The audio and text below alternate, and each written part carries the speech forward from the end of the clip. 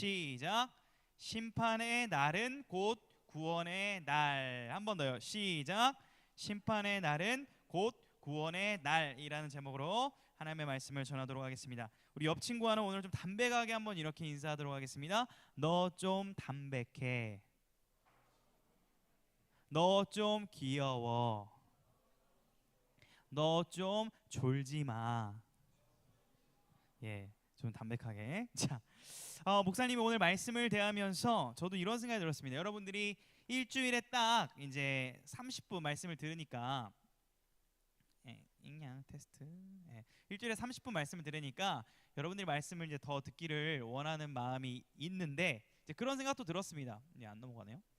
자, 여러분들이 이제 교회에 나와서 이 30분이라도 이 말씀을 듣는데 이 30분을 위해서 제가 더 말씀을 잘 준비하고 기도하고 투자하지 못한 제 자신을 오히려 돌아보게 하셨고, 여러분들이 이 짧은 시간 동안 저도 그런 마음으로 말씀을 대하고 준비할 때 여러분이 좀 어렵겠지만 이 시간에 조금 더 집중하고 이 말씀 시간을 통해서 여러분의 영혼의 생명의 말씀을 아멘으로 화답할 수 있기를, 피차가 말씀 앞에 겸손히 설 수 있기를 주님의 이름을 축복합니다.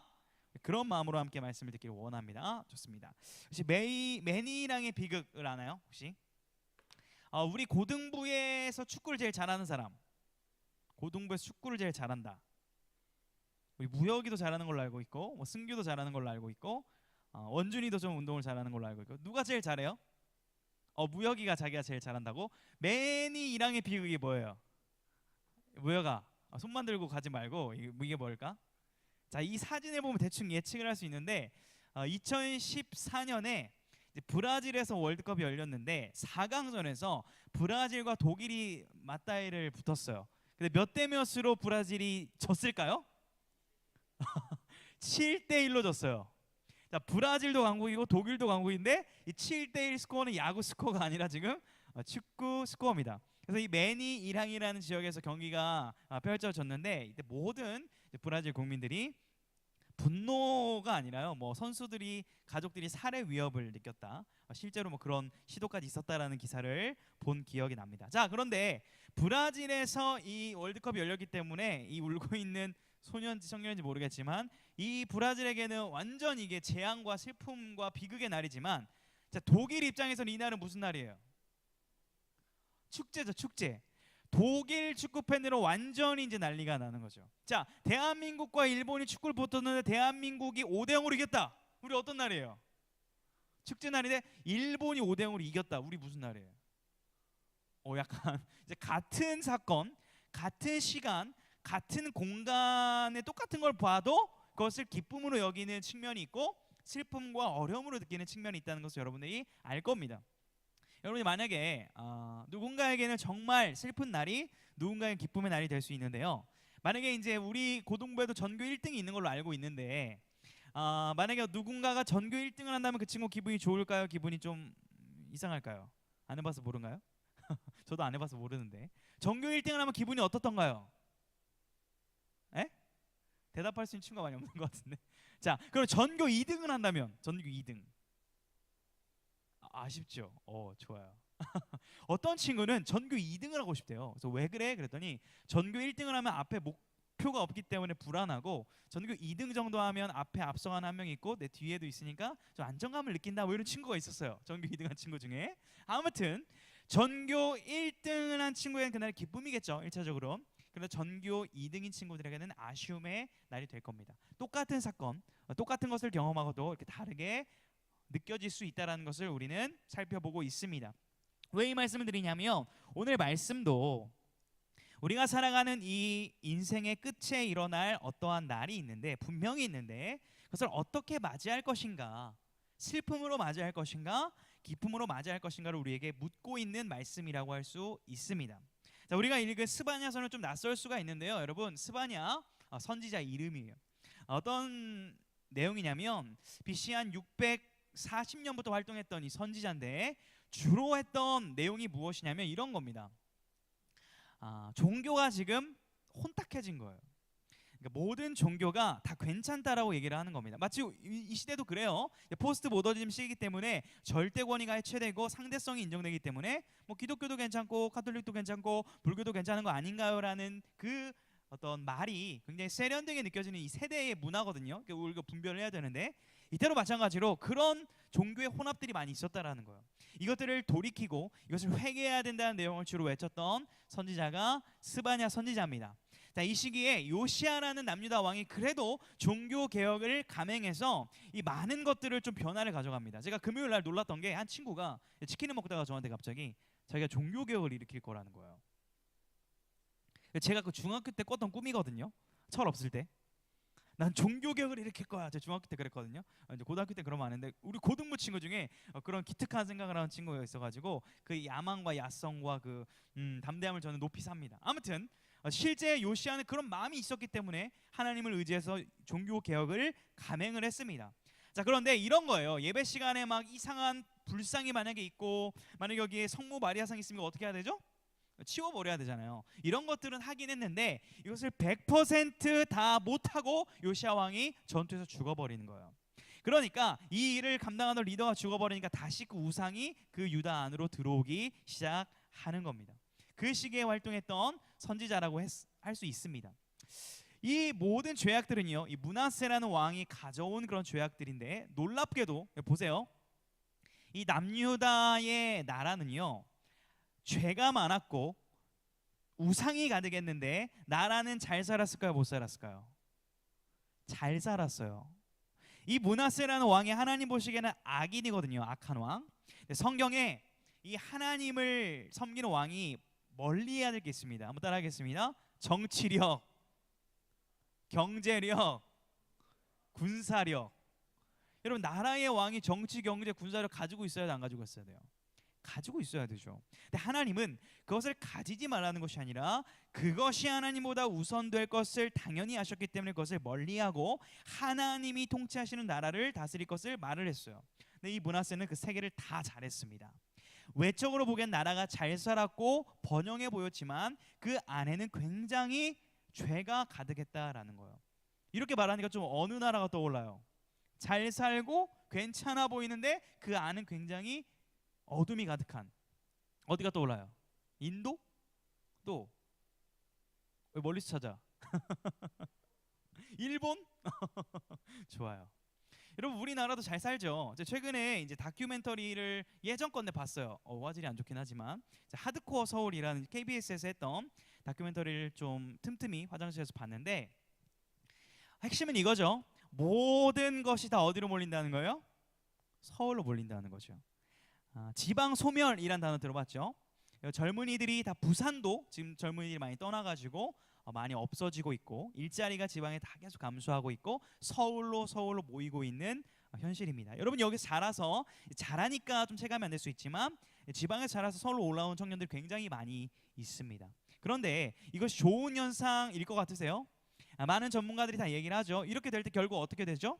지방이 소멸하게 되면 서울도 무너지게 되고 국가 전체가 위기를 겪게 된다라고 공통적으로 많은 전문가들이 얘기를 하고 있습니다. 저는 서울에 와서 처음으로 좀 죄송해요 주님께, 서울시를 위한 기도를 광연교에 와서 처음 시작했어요. 이게 무슨 말이냐면 국가를 위해서, 나라를 위해 기도했습니다. 근데 서울시를 두고 따로 제가 기도하고 있지는 않았더라고요. 제가 용인에 7년 살았거든요. 여러분, 서울시를 두고 기도하세요? 혹시? 기도해야 됩니다. 이 서울특별시가 굉장히 초호화롭고 많은 사람이 몰려있는 것 같지만 이 안에 뭐가 가득 있을까요? 너무 많은 죄가 있습니다. 목사님이 20살 때 방배동에서 남성에게 당할 뻔했거든요. 사우나에서. 제가 14년 전의 일입니다. 아직도 많을 거예요. 동성애적인 문제나 여러 가지, 동성애만 죄가 아니죠. 모든 것이 하나님 앞에 죄가 되는 게 많이 있어요. 이런 것들이 너무나 우리 눈에 보이는 데 가득하다는 거예요. 그런데 이것을 우리가 회개하고 하나님의 은혜를 구하는 크리스찬들이 필요하다는 거예요. 여러분, 우리 서울시를 또 국가를 붙잡고 회개하며 눈물로 기도하는 그러한 청년들이 될 수 있기를 주님의 축복합니다. 이런 일들이 필요한 이유는요, 오늘 말씀에 나와 있습니다. 오늘 이 여호와의 날이란 개념을 좀 짚고 나가기를 원합니다. 자, 한번 옆 친구에게 이렇게 인사합시다. 여호와의 날은 올 것입니다. 시작. 예, 정확히 말씀을 드리면 여호와의 날은 이미 왔고요, 또 올 거예요. 자, 여호와의 날이라는 성경적 개념은요, 기본적으로 어떤 개념이냐면 전투를 할 때 이스라엘 백성들이 많이 싸웠거든요. 싸움을 할 때 그 싸움에서 하나님이 도와주셔가지고 승리하는 그 날을 여호와의 날이라고 불렀어요. 마치 이런 거예요. 여러분이 시험의 날이 다가오죠. 시험 기간. 그 시험의 날에 하나님이 도와주셔서 성적을 만약 잘 받으면 여러분들이 이렇게 얘기할 수 있습니다. 하나님이 도와주셨습니다. 주님이 도와주신 날입니다. 이렇게 얘기할 수 있는 것처럼 이스라엘 백성들은 여호와의 날을 그렇게 이해하고 있었어요. 그런데 이 여호와의 날에 대한 개념을 완전히 하나님께서 바꿔버리시는 거예요. 이 심판과 이 어려움이 이스라엘 백성들 너네를 괴롭히는 나라 말고 너네도 망할 수 있다는 거예요. 이스라엘 백성 너네도 심판받을 수 있다라는 거예요. 여호와의 날의 심판의 그 범위는 전 모든 대상이라는 거예요. 그 누구도 피할 자가 없다는 겁니다. 그래서 스바냐 1장을 보면요, 여러분 하나님께서 진멸하시겠다고 말씀하세요. 진멸하시겠다. 교회 밖에 있는 사람뿐 아니라 교회 내에 있는 죄악을 지은 사람까지도 말입니다. 굉장히 좀 두려운 말씀인데요. 여러분 한번 질문을 드려보도록 하겠습니다. 이런 고민하는 친구도 없어요? 자, 집중하시고 앞에 보시고, 자, 내가 이렇게 교회를 다녀가지고 좀 구원을 받을 수 있을까 하는 그런 고민하는 친구도 혹시 없으십니까? 자, 그럼 질문을 조금 바꿔서 여러분 많이 들어본 질문일 수 있는데, 오늘 지금 이 시간 우리가 죽는다면 여러분들은 천국에 갈 확신이 있으세요? 속으로 대답하시고. 없는 친구 대놓고 표현해 주신 것도 있습니다. 이렇게 만약에 있다면 어떤 근거로 그런 확신이 있으시고, 없다면 여러분들 교회를 오래 다녔는데 왜 그런 확신이 없는 것 같으세요? 한번 생각을 해보시기를 바라겠습니다. 누군가는 이렇게 이제 말할 수 있습니다. 교회를 다니면 막연하게 이제 천국을 가겠지. 이것이 성립이 안 된다라는 것을 성경에서는 말하고 있습니다. 여러분 그러면 이런 생각할 수 있습니다. 목사님, 이 구원에 대해서 생각을 하기는커녕 일단 제가 사실은 아직 하나님에 대해서, 신앙에 대해서 좀 고민이 많고 아직 이런 것을 내가 확신할 단계는 아닌 것 같은데요. 그런 고민, 귀한 고민입니다. 그런데 그런 고민만 하고 있는 찰나에도 이 성경에서 말하는 메시지는 실제적으로 벌어지고 있다라는 사실이에요. 우리 성경을 보니까 이런 말씀이 있습니다. 우리 같이 한번 읽어보겠습니다. 시작. 한번 죽는 것은 사람에게 정해진 것이요 그 후에는 심판이 있으리니. 자, 그 누구도 죽음이 온다는 것은 부인할 수가 없을 겁니다. 자, 그런데 막연하게 이렇게 생각을 해요. 죽으면 좀 더 지금보다는 괜찮아지겠지. 차라리 죽어버리면 이 세상의 힘든 것들을 피할 수 있겠지. 혹은 어떤 불교나 다른 종교의 가치를 가져와서 내가 죽으면 다시 새로운 멋있는 사람으로, 혹은 개미로, 혹은 동물로 다시 환생하겠지라는 막연한 근거 없는 희망 회로를 돌리면서 이 죽음을 좋게 포장하는 경우가 있습니다. 이 세대가 그래요. 그런데 여러분, 성경은 죽으면 뭐가 있다고 분명하게 말씀해요? 심판이 있다고 말씀합니다. 그 누구도 이것을 피할 수 없다라고 말씀하고 있는 거예요. 그런데 이 심판은 피할 수가 없는데 그 심판의 때를 어떻게 맞이하는가는 달라질 수 있다고 가르쳐줘요. 마치 독일에게 그 축구의 경기는 심판이었지만 독일에게는 기쁨의 날이었던 것처럼 이 심판이 우리에게 어떻게 다가올지는 우리가 바꿔갈 수 있다라고 말씀을 하시는 거예요. 자, 오늘 본문 2장 3절 말씀을 같이 읽어보도록 하겠습니다. 시작.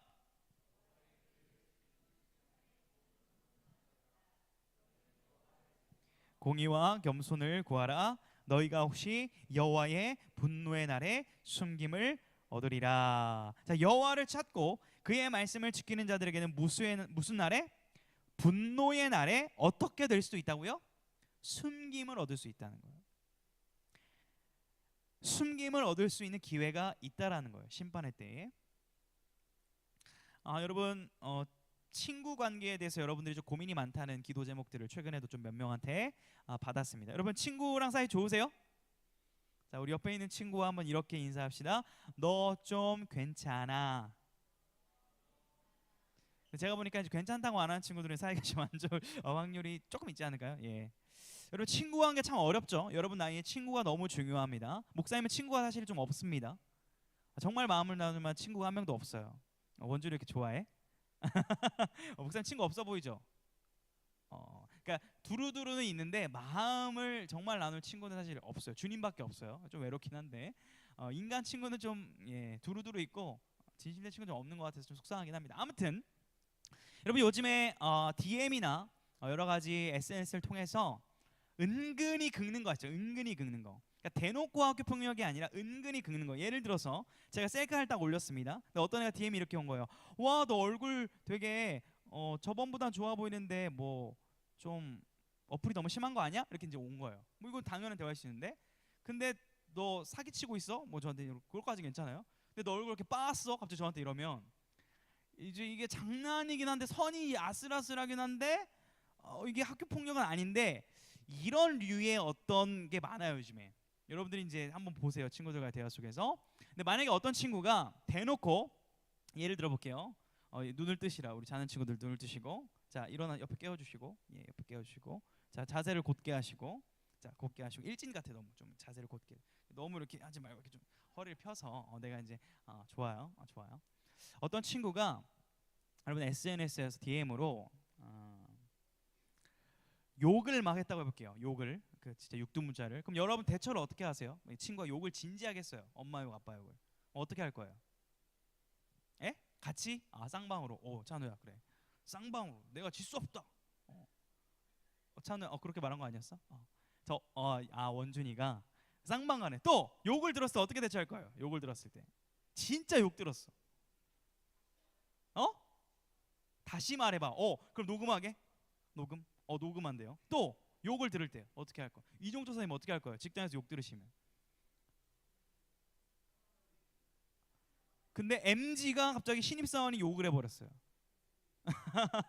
그럼 경찰서 갈 수도 있습니다. 아무튼 자 여러분 학교에서는 일어난 폭력과 욕을 당했을 때 뭐가 열리죠?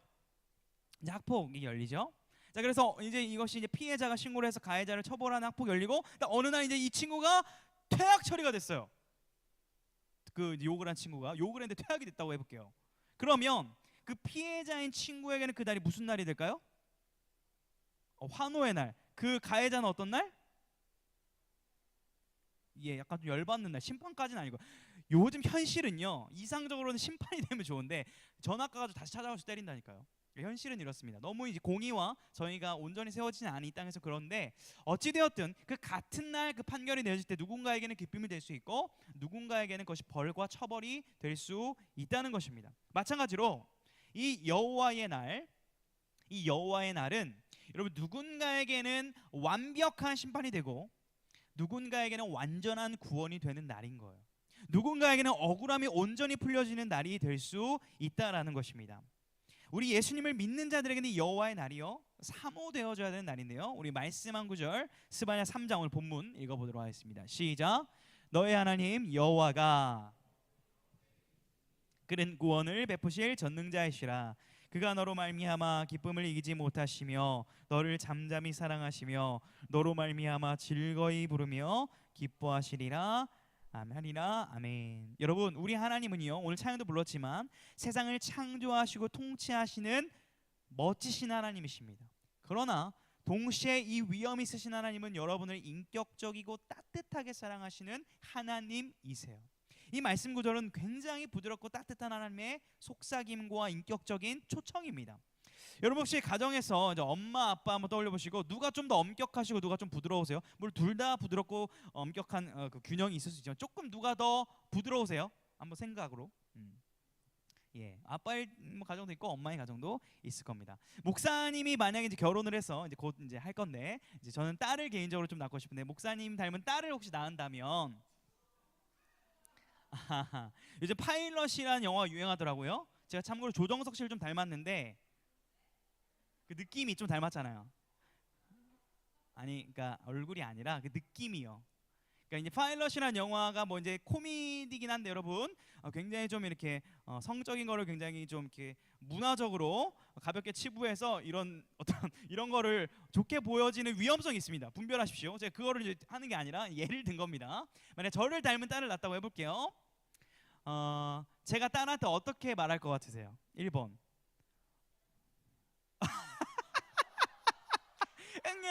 응애 너 좀 귀여워 이렇게 할까요 제가?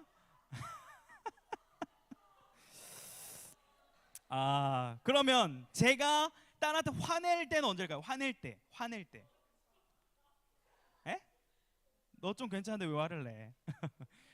웬만하면 부드럽게 얘기를 할 겁니다. 그런데 14살이 되는 순간 방문을 쾅 닫고 사랑하는 승희야, 부르지 마! 이렇게만 반응해줘도 감사해요. 승희야 나와봐. 말을 안 하는 거죠, 3일 내내. 그때 저는 어떻게 반응해야 될까요? 1번 문을 계속 두드린다. 우리 딸들 대답해요. 2번 너 좀 나와봐. 3번 카톡으로 나와. 4번 가만히 기다려준다. 뭐 어떻게 해야 돼요? 2번이 뭐였죠? 너 좀 나와봐. 예, 화를 내고 싶겠지만 저는 화를 내고 싶을 것 같아요. 우리 아버지들, 딸 있는 아버지들, 예, 기다려야겠죠. 마치 그런 거예요. 하나님이요. 이게 하나님이 아니. 이거는 이제 이거 넘겨. 이게 좀 넘어가. 자, 하나님이 이 세상을 정말 공의롭게 판결하실 거예요. 굉장히 위험이 있으신 우리 주님이십니다. 그런데 하나님을 찾는 자녀들에게는 어떻게 아까 말씀하셨다고요? 내가 너를 잠잠하고 즐겁고 부드럽게 그 모든 심판 속에서도 너를 사랑한다고 속삭이신다는 거예요. 우리 주님의 사랑의 메시지입니다. 심지어 19절을 보시면 이런 메시지가 있습니다. 한번 읽어보겠습니다. 시작. 그때에 내가 너를 괴롭게 하는 자를 다 벌하고 저는 자를 구원하며 쫓겨난 자를 모으며 온 세상에서 수욕받는 자에게 칭찬과 명성을 얻게 하리라. 아멘. 너무 멋지세요. 부드럽고 사랑하시는 주님, 내가 너를 괴롭힌 자를 처벌할 거다. 내가 책임질게 라고 아버지께서 말씀하시는 거예요. 이것은 개인적인 측면이 아닙니다. 우리 예수를 믿으면서 고난당하고 어려움을 겪는 우리 모든 자들에게 하시는 말씀인데요. 20절 말씀도 한번 읽어볼까요? 시작. 내가 그때에 너희를 이끌고 그때에 너희를 모을지라. 내가 너희 목전에서 너희의 사로잡힘을 돌이킬 때에 너희에게 천하 만민 가운데서 명성과 칭찬을 얻게 하리라. 여호와의 말이니라. 우리 아버지의 약속입니다. 내가 너희들이 지금은 교회를 다니면서 조금은 찌질해 보이고 세상에서 내세울 것이 없어 보이는 자녀일지라도 지금은 결국은 내가 너희의 억울함을 다 갚아주고 너희 전체를 모아서 칭찬과 명성을 얻게 내가 세울 것이다 라고 아버지께서 선언하시는 거예요. 우리 하나님의 약속이에요. 너무 멋진 하나님의 말씀입니다. 여러분, 그럼에도 이런 말씀이 지금 여러분 가운데 들려졌음에도 이렇게 산다는 것, 우리가 교회를 다니고 크리스천으로 산다는 것은 쉽지만은 않을 겁니다. 그런데요, 여러분, 우리가 고민과 어려움이 있을 수는 있지만 변하지 않는 사실은 뭐냐면 우리 주님께서는 이 땅에 오셨다라는 거예요. 이것은 부인할 수 없는 변할 수 없는 사실입니다. 또 하나의 변할 수 없는 사실은 뭐냐면 이 주님께서 다시 어떻게 하신다는 거예요? 여호와의 날을 가지고 오신다는 거예요. 실제 스바냐에 약속되었던 이 약속이 성취가 되어서 바벨론을 처단하시고 유다 백성들이 돌아와서 성벽을 재건하고 공동체를 회복시켰던 것처럼 온 세계에 다시 한번 모든 권력들을 하나님이 심판하시고 영원한 하나님의 나라를 세울 때에 하나님께서 우리를 하나님의 자녀로 회복시키고 세우신다고 약속하시는 거예요. 언제?